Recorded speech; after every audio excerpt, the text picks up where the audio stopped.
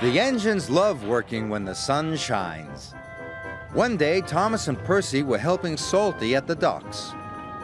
But Salty was worried. It may be sunny now, matey, but there be a storm coming. It may be sunny now, matey, but there be a storm coming. There be a fierce storm on the way, Captain, peeped Percy. Salty knew they were making fun of him. He felt sad. Later, Sir Topham Hatt arrived. I want you to fetch Fergus from the smelter's yard, he said. His driver doesn't know the line. Aye, aye, sir, replied Salty sadly. Salty was glad he was going to the smelters. He didn't want to stay where he wasn't liked. What's wrong? Asked Emily. Nobody likes to be made fun of by silly tank engines. And he huffed away. Emily knew she had to find Thomas and Percy immediately. Those be dark clouds, matey, whistled Thomas. There be a fierce storm on the way, Captain, peeped Percy. Emily was cross. It's not nice to copy the way others speak. You hurt Salty's feelings. We were just having fun, said Percy. We'll say sorry to him, added Thomas. But Salty was nowhere to be found.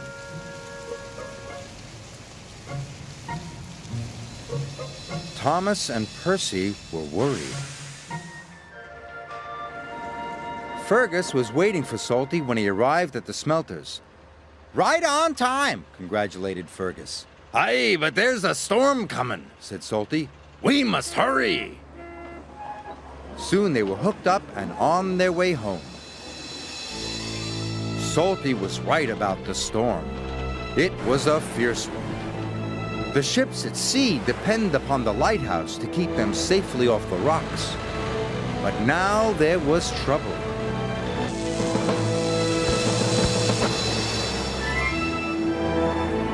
The lighthouse lamp has gone out, cried the captain.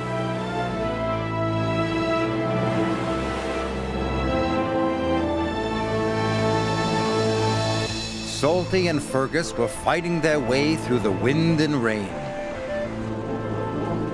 Then Salty saw a lantern ahead. The lighthouse keeper was waiting for him. Our lighthouse lamp has gone out. Our generator is broken. Salty had an idea. Fergus has a flywheel. It could power the generator. Hurry, shouted the lighthouse keeper. Fergus's flywheel was attached to the generator shaft. Without the lighthouse, the ship was steaming towards the rocks. Fergus was working as fast as he could. Finally, the generator came back to life. The lighthouse beam shone across the stormy sea once more. Just in time! Hard to starboard, matey! Salty's idea had saved the day. Fergus worked hard until first light. The next morning, Salty and Fergus chugged back to the docks. They were surprised to see a crowd waiting for them. Thank you, said the captain. You saved our ship. Well done, boomed Sir Topham Hatt. Salty was very proud. We're sorry if we hurt your feelings, puffed Thomas. We were only copying you because we think you're grand. Then say no more, me hearties, replied Salty happily. Now they will all work together and have fun together, as good friends should.